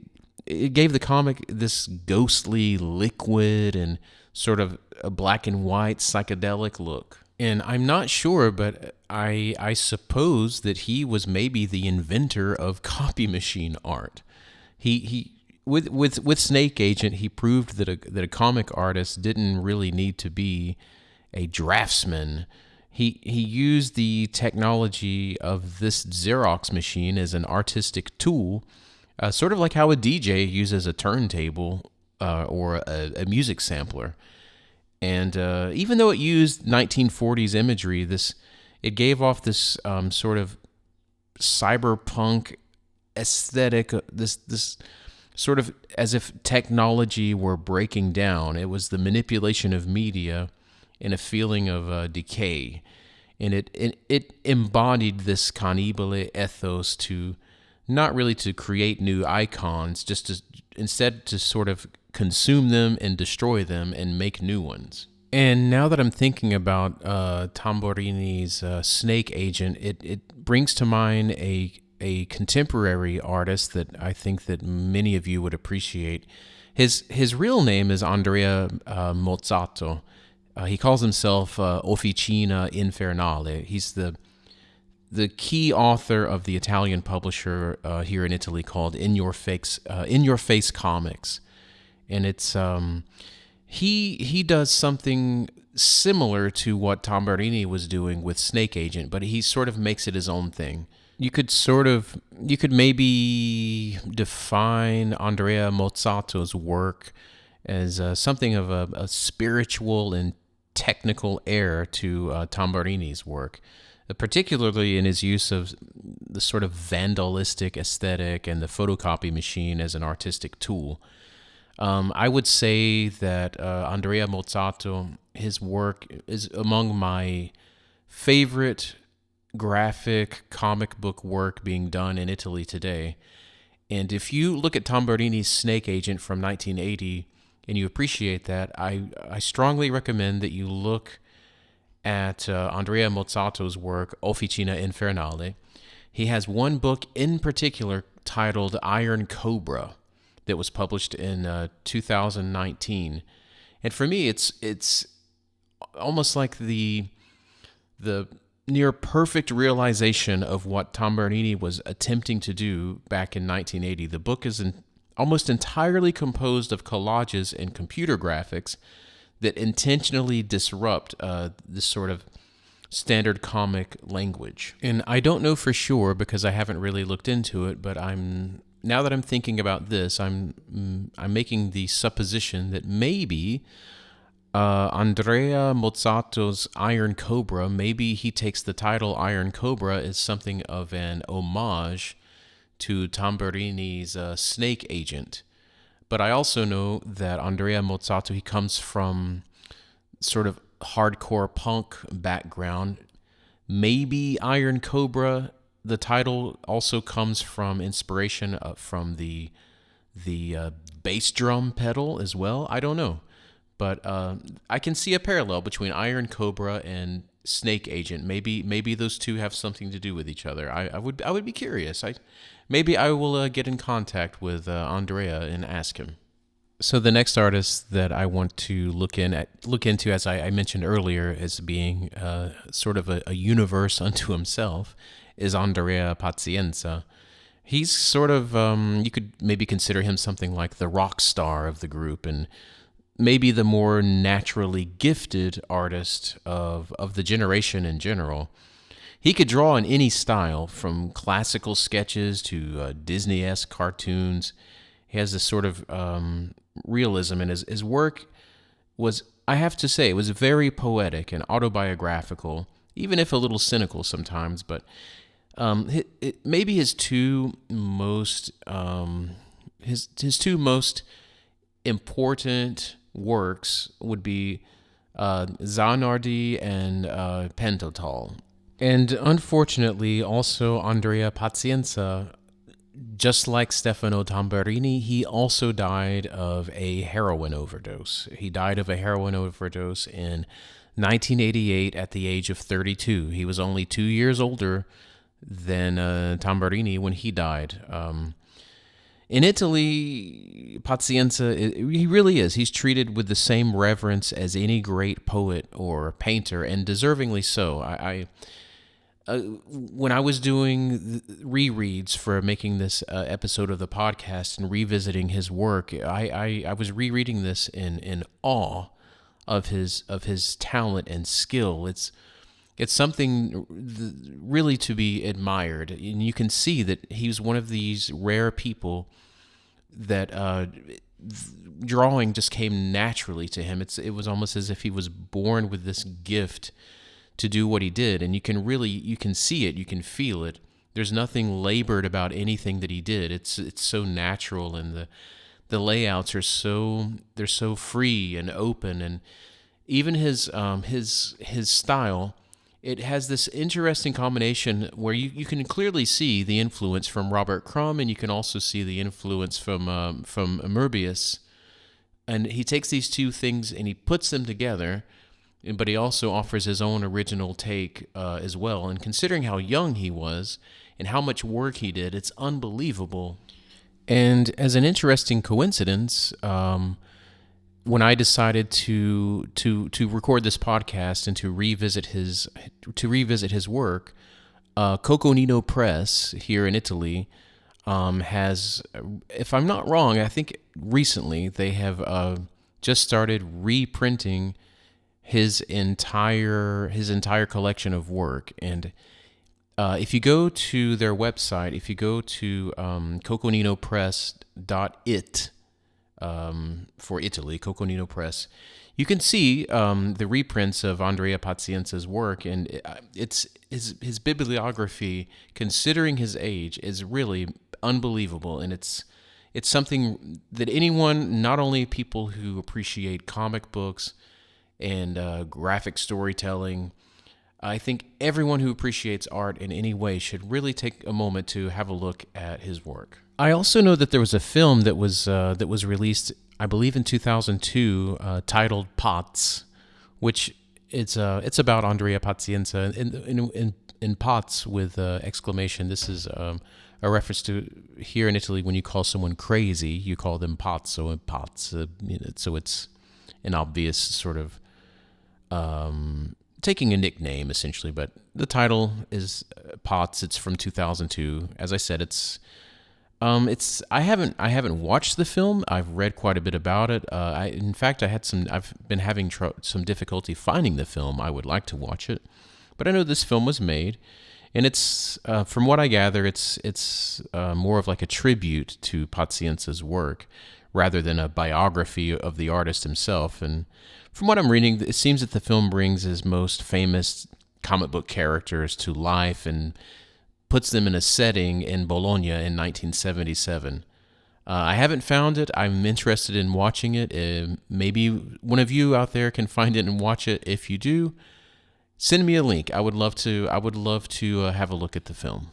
So the next person that I would like to look at just a little bit more is Tanino Liberatore. He was sort of like how would you like the visual sort of like powerhouse of Frigidaire and Cannibale. As I said, he was sort of like nicknamed the Michelangelo of comics. His style is very hyper-realistic, anatomical, and he famously used these Pantone markers or his own saliva mixed with lipstick to sort of get these interesting textures, to create these sort of like fleshy, oily textures that looked three-dimensional. And as I mentioned earlier, I am going to do what I can to meet up with him, because he's I have a connection to meet up with him and speak with him in person and get to know a little bit more about his history as an artist in general. I know that he's generally associated with what he did with RanXerox, but I also know that he's done quite a bit of international collaborations. I know that, as I mentioned, Frank Zappa's album cover for The Man from Utopia. Also, if I'm not wrong, I think he also has worked as a concept artist and costume designer for various films, and he's also what you would consider what you would call something more along the lines of a fine artist. And now moving on to Massimo Mattioli. Unfortunately, he passed away a few years ago in 2019. He was something of a titan of Italian comics, and he was sort of a pop art genius who blended this aesthetic of cute, funny animal cartoons with extreme violence and drug use and dark humor. He's, as I mentioned before, he's primarily associated with Squeak the Mouse and Joe Galaxy, but there's also another character he did called Pinky, which was more of a mainstream but still sort of surreal creation that was used for children's magazines like Il Giornalino, which is, I suppose, probably still the most popular children's magazine running today in Italy. Pinky is kind of a pink, square-shaped journalist rabbit who lives in this world of this bizarre sort of surreal logic and puns. And his style is more flat and neon and high contrast, similar to what you would associate with 1960s pop art. But if you're interested, if you like The Simpsons, if you like Ren and Stimpy, if you like Rick and Morty, things like that, then I think you would really appreciate Mattioli's art and his aesthetic and his humor in general. And I'm not certain, but I suppose that you can probably find quite a bit of his work translated into English compared to the other artists that I'm talking about here. And then finally, we've got Filippo Scòzzari. He was he's still active today. He was sort of the intellectual member of the group and founder of Cannibale and Frigidaire, and his peers were more like rock stars and pop art masters, but Scòzzari was more sarcastic and technically refined and had sort of a more culturally sharp voice. His style is hyper detailed. His art is very surgical, and he uses these very clean and precise lines to depict incredibly complex and crowded and often sort of grotesque scenes. And his writing is known for being really dense with literary references and high-level vocabulary. And there's this total lack of mercy for his subjects, too. He doesn't just draw comics. He sort of deconstructs society and everything around it with a scalpel. And one of the things that really that draws me to his work is his, as I mentioned just now, his literary references. It's incredible. He did this one particular book that I absolutely think that is his greatest work for me. It's titled Il Mar delle Blatte, which is the Sea of Cockroaches. And it's based on a story it was originally written by probably my favorite Italian author in general, Tommaso Landolfi. Tommaso Landolfi, I am planning on doing a podcast episode totally devoted only to him. But staying on topic, he made this work, The Sea of Cockroaches, Il Mar delle Blatte, by Tommaso Landolfi. He adapted this story, and it's a graphic novel that it's considered in a certain sense like his lost masterpiece. And it was only recently given a definitive release. It was given this definitive release in hardcover just a few years ago from Coconino Press. But the story itself, it was first serialized in 1983 in Frigidaire, and it disappeared for decades due to this issues with editorials. But the biggest problem was the loss of the original artwork. In fact, in the introduction of the book, Scòzzari gives a rather interesting and humorous sort of story, an explanation as to what happened to the original artwork. And from what I can remember, from what I can recall right now that I'm thinking about it, I believe that he placed all of the original artwork on the roof of his car, and he forgot that he had done that, and he just drove off. And then he realized that he had forgotten the artwork on the roof of his car, and he was stopped his car and tried to get out and look for the artwork, and he couldn't find it. It just completely disappeared. And from there, if I'm not wrong, I believe that they had to take whatever they could find that was the best printings of the serialization of the book in Frigidaire and do rescans and recolorings and essentially recreate the book for the recent reissue that was published by Coconino Press some years ago. He also has two other works. He has a very large bibliography, but he has two other works that I would really recommend that people check out. Like one is titled Lassù, no, which is translated as not up there or up there, no. This is it's a collection of different science fiction comics that he did during his time with Frigidaire, and it has a really, really beautifully written postscript by one of my favorite Italian writers named Michele Mari. In fact, maybe in the future I will talk a bit about Michele Mari. Maybe I'll do a podcast about him as well. And another work which I mentioned just briefly earlier, Prima pagare poi ricordare, which pay first, remember later, which is something of an autobiography or a memoir about his time with Cannibale and Frigidaire. So this closes what I would what I want to talk to you about with regard to Cannibale and Frigidaire. And what we're going to do now is we're gonna move away from there, and we're going to travel a bit into the future. We're going to go further into the 1980s, the 1990s, and moving into the 21st century, and what the environment, what the world looks like now with regard to Italian underground, small press, and independent comic books. After Cannibale went out of print and Frigidaire sort of hit its high point, things started to change quite a lot in Italy with regard to this world.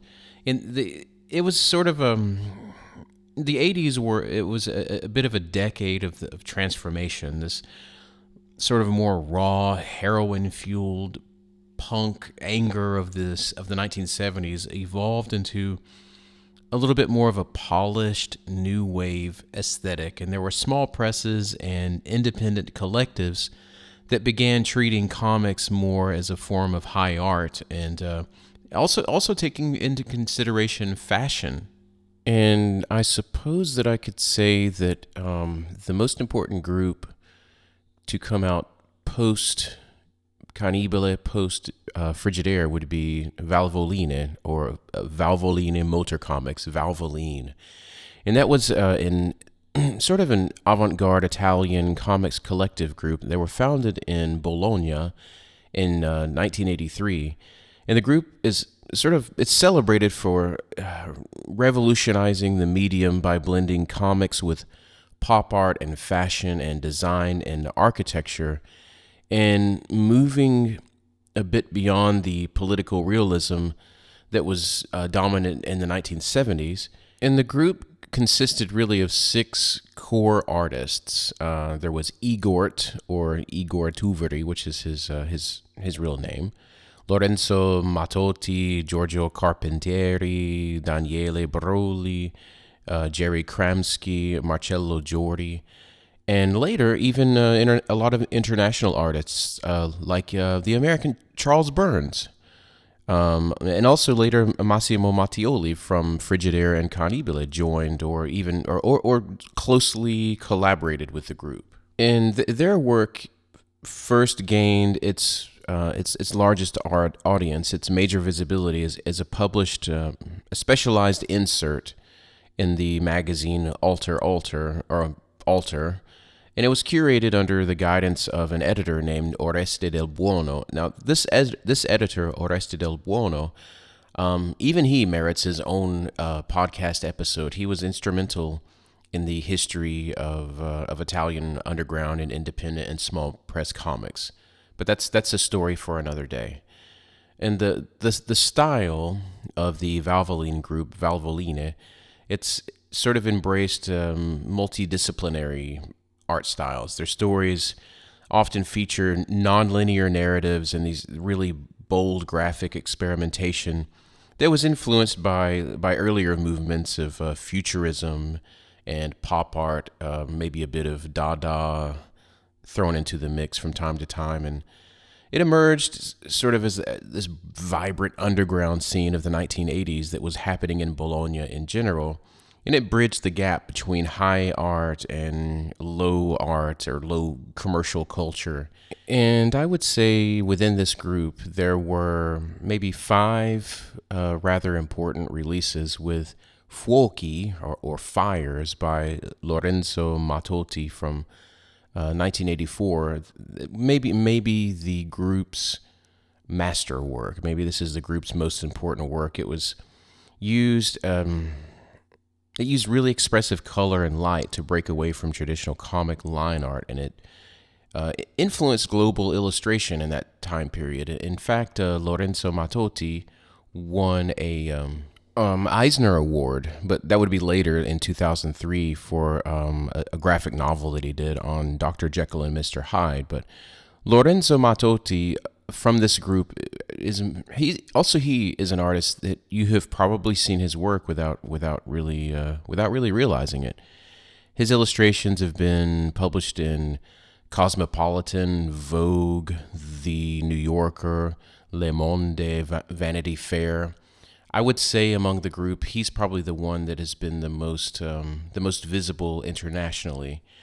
But for me, in this group, at least with regard to Italian comics in general, for me, the most influential person, or maybe the most charismatic, sort of magnetic, or the person who's had maybe the most, who's created the most history, or has been sort of a generator of change and evolution in the comic book world here in Italy, for my money, it's Igort.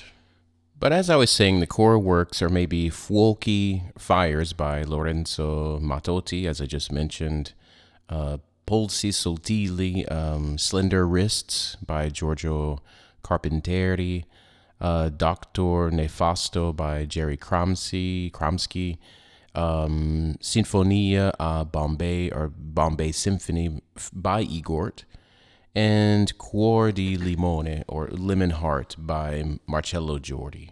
And another thing that was happening in that time period here, well, also internationally, also in America, was this rise of cyberculture and fanzines. Here in the late 80s, the hacker ethos of that sort of started with Stefano Tamburini evolved into a movement centered around technology and social centers, these centri sociali. But there were publishers, not necessarily just comic book publishers, but small press, underground publishers in general, like Shake Edizioni, and Decoder, which were based in Milano. And this was sort of like the heart of Italian cyberpunk. And it wasn't, as I was saying, it wasn't exclusively a comic press, but they published underground comics that explored human-machine interfaces, industrial music, early digital activism, and there was another publication, Cyborg, but that would come out later in the early 1990s. But that was a culmination of the 80s indie scene. Another very important publisher was Granata Press. This was founded by Luigi Bernardi. It was most important small press of the late 1980s because it saved the sort of indie spirit that was during that period in a bit of a market crisis. And some may consider what I'm going to say a bit outside of the topic that I'm discussing, but I have to disagree. Dylan Dog, in 1986 with Tiziano Sclavi, he launched Dylan Dog for Sergio Bonelli Editore, and the impact was a bit of a semi-mainstream miracle, really. It used this high-level, sophisticated writing and cinematic art, which often referenced a lot of indie underground sensibilities, particularly in film, but it was sold at every newsstand for a very low price, and it used the underground by being so smart and dark, and many underground indie comic readers migrated toward Dylan Dog, and some people say that kind of helped lead to the collapse of a lot of the smaller comic books and smaller niche magazines. But I wouldn't necessarily, it was a collapse. It's just an ongoing evolution. It's an ongoing tapestry. In fact, I would say that the importance of Dylan Dog is, it can't be overstated, really. And for those of you listening that can't find much of what I'm talking about in any translation, you can certainly find a lot of Dylan Dog stories in English translation. And don't scoff at it. Don't think about the ridiculous film with Brendan Routh that was released several years ago that sort of put a stink onto the, for lack of a better word, franchise. Go look at the Dylan Dog stories, particularly written by Tiziano Sclavi, and you won't regret it. The writing is fantastic. It really is, and also a lot of the artwork is nothing to turn your nose up at. So now let's move into the 1990s. As I was saying before, there are a lot of people who have a bit of a distaste toward Dylan Dog because a lot of people blame the success of Dylan Dog on sort of contributing to the bit of a collapse of what was happening in independent comics in the 1980s. But since we're talking about that, let's go into the 1990s, and this was a period of fragmentation and also rebirth of the large format glossy magazines of the 1980s. Sort of just began to disappear from the newsstands due to this massive market crisis that was happening, and in their place, all of that energy shifted towards self-publishing. So the 1990s were more about survival and mutation. This decade began with this, as I was saying earlier, this massive economic crash in the comics market. And nearly all these glossy magazines went bankrupt or closed. And it created this diaspora where indie artists fled to different places: pulp publishing, social centers, the graphic novel underground. I would say maybe some of the most important publications in this period would be from Granata Press from about 1990 to 1995. And they tried to save the indie spirit by embracing this pulp aesthetic that was kind of trendy in the 1990s, probably coming out of what Quentin Tarantino did with Pulp Fiction and some of the popularity of the James Ellroy stories as a result of that. And the aesthetic was this dark, high contrast, black and white, and urban violence, nihilism. Some of the things you would see in America from David Lapham's Stray Bullets, that sort of thing. And they had two very important magazines. One was Nero and the other was Nova Express. And they also had a lot of manga that was being published. Akira, Fist of the North Star, things like that. They sort of injected more adult-oriented manga into the market in that period, essentially trying to survive. And then you had on the street level, sort of underground, it was more focused on cyberpunk, and like I was saying before, this hacker ethos, Decoder magazine from Shake Edizioni, and then there was the indie rock scene, which was, I suppose its primary publication would be Mondo Naif from, I believe it was 1996, because by the mid-1990s, there were a lot of artists that were just grew tired of violence and cyberpunk material. And so a new, softer, more introspective movement emerged that mirrored the Italian indie rock scene from bands like Tre Allegri Ragazzi Morti. And the mood was more provincial, more centered around teenage angst, melancholy, and they replaced the anger of the 1970s, the cyberpunk violence of the early mid 1990s with a bit more sensitivity and poetry. And this was the bridge between the modern graphic novel. I've read quite a bit of historical literature of this period, where a lot of people view the 1990s in this world as, they call it Il Cimitero dei Giganti, the cemetery of the giants, and at the same time the swamp of the new, because the 1990s, unfortunately, within the world of self-publishing and comic books, because of the economic crisis that was facing it, it was seen as a very brutal period because many artists had no place to publish, and this led to this massive wave of self-produced fanzines. There was also Schizo, now that I'm thinking about it, where the artists they had to use photocopiers, but they were trying to keep the spirit of Andrea Pazienza alive, but the decade seemed to them as if they had been forgotten. And when we move out of the 1990s, we go into the 21st century, and the 21st century is marked as something like the institutionalization of the underground. This is the decade where the indie scene moved away from the newsstands and into bookstores, and they, in a certain sense, they more or less successfully rebranded themselves as from comics as being into graphic novels. And the landscape of the Italian indie and small press scene from the beginning of the 21st century really changes. In fact, I would say maybe the most important thing in this landscape would be the founding of Coconino Press, which was founded by Igort from the Valvoline group that I mentioned earlier. Igort founded Coconino Press in 1999, and it really dominated.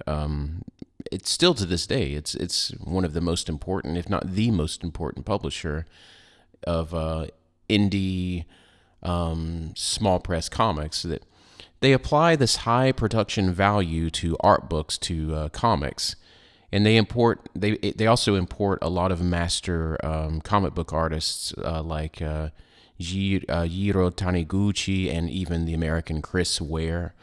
But they also nurture a lot of the new Italian literary comic scene.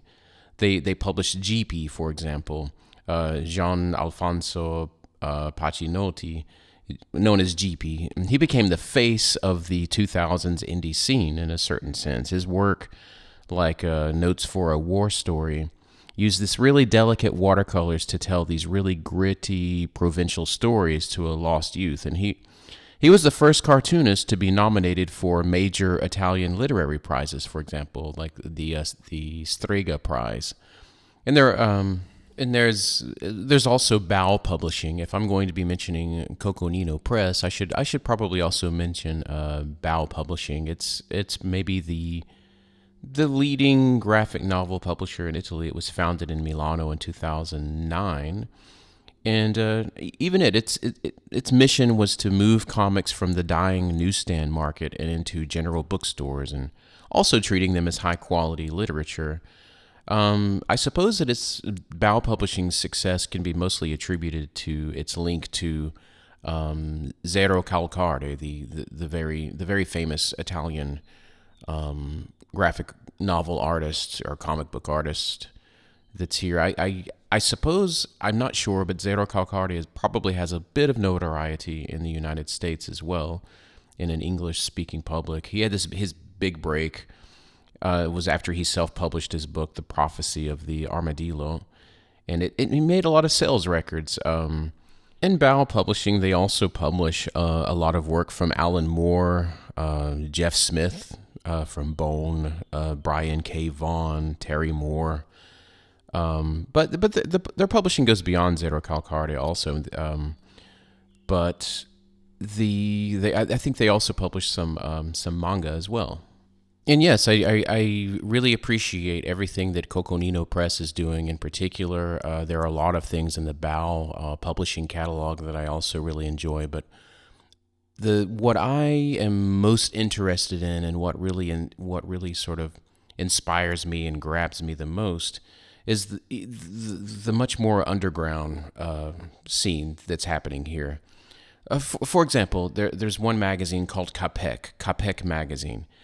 And for me, this is arguably the most ambitious project in the current underground comic scene here. It's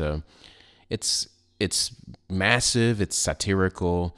It's a publication that's directed by Ivan Manupelli, or Ivan Hurricane, and it reaches about 300 pages or so. It has this really, really wonderful vision. It's part comic, part journal, part fake advertising, and it really is. It's inspired by the more radical spirit of the 1970s, like Frigidaire, Cannibale, and the artists are fantastic. There's Hurricane, there's Tommy Gunn, there's Francesca Germandi, there's one of my favorites, Officina Infernale, and the magazine also includes, from time to time, really wonderful interviews. Recently, they conducted an interview with Jan Svankmajer, the legendary stop motion animation artist, one of my greatest inspirations and influences. And on this topic of speaking of Officina Infernale, or Andrea Mozzato, who I mentioned earlier, possibly one of my favorite modern comic book artists living today in Italy. He's less of a person and more of like a one-man visual noise factory. His work's characterized by this very violent industrial aesthetic, and he blends 1990s superhero deconstruction with punk rock, nihilism, and he has these really, really fantastic self-published books that he publishes himself with a copy machine. He uses collage, found images, and these digital techniques that create this really wonderful and unique imagery that you can't really find in too many artists right now. So I've been going on here for about 2 hours, and I think that maybe the information that I've given you here is at least enough for you to get started with if you're curious about Italian independent small press underground comics. Maybe what I've given you is enough of to have sort of a basis, sort of a diving board that you can jump off into and get more into it. And with regard to English, I recall now, I know that there's one book. It's titled Drawn and Dangerous Italian Comics in the 1970s and 1980s. It's by Simone Castaldi. It was published by University Press of Mississippi. It's a really wonderful book. If you want to read in English about this, it's probably the most comprehensive English scholarly account of the Italian underground scene. If you would like more information, I would pick up that book and read it. It gives an in-depth history of foundational titles like Cannibale, Frigidaire, Alter. And there's also countless podcast series, YouTube channels that talk about this. But there's one in particular. It's in Italian, but I'm sure that you can find transcripts and translations into English. There's one podcast series. It's titled Lezioni di Fumetto, lessons of comic book lessons. It's made by Igort. It's indispensable, really. Igort is like a living encyclopedia of the history of Italian comics in general. This podcast series, you can find it anywhere. It's anywhere you listen to podcasts online. I really recommend that you listen to his podcast. If you don't understand Italian, simply get the transcripts and read it. He offers one of the most accessible, to the point, historical analysis of Italian comics in general. And before I get out of here, I'm trying to think of some things that I wanted to mention, some things that maybe I've forgotten. And something came to my mind when I mentioned the very, very terrible Dylan Dog film that was released several years ago with Brandon Routh. If you want to cleanse your palate of that terrible, terrible film, there is a really wonderful film that was released in 1994, I believe, titled Cemetery Man. It's Della Morte dell'Amore. Cemetery Man is really the definitive spiritual adaptation of the comic book Dylan Dog.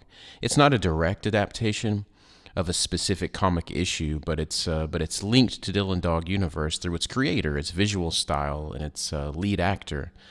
Because both the comic and certain elements of the film come from Tiziano Sclavi. It was a novel first. Tiziano Sclavi wrote the novel Della Morte dell'Amore in 1983, I believe it was, which was years before Dylan Dog as a comic character debuted in 1986. Cemetery Man stars Rupert Everett, and Tiziano Sclavi said that he based the character Dylan Dog at least visually, on the actor Rupert Everett. So the film, it was directed by Michele Soavi, and I really recommend that if you're interested in film, if you're interested in horror films in particular, if you're interested in films that were created on sound stages as well, I recommend that you watch Cemetery Man or Della Morte dell'Amore.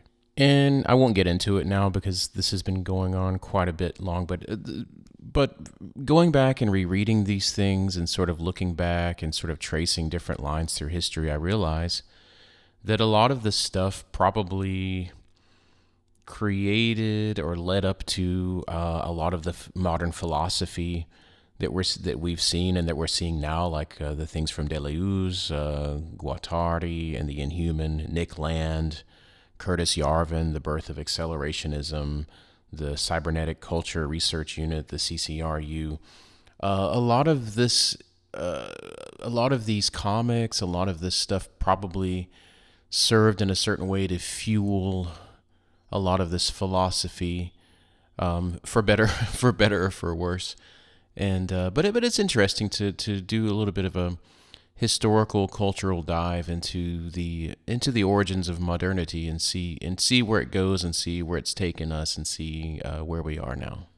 I'm going to get out of here. Thank you for being with me and listening to this episode of the podcast. If you like what you heard, please consider supporting me on Patreon, on Substack, or my website, justincurfman.net. You can get all the information that you need.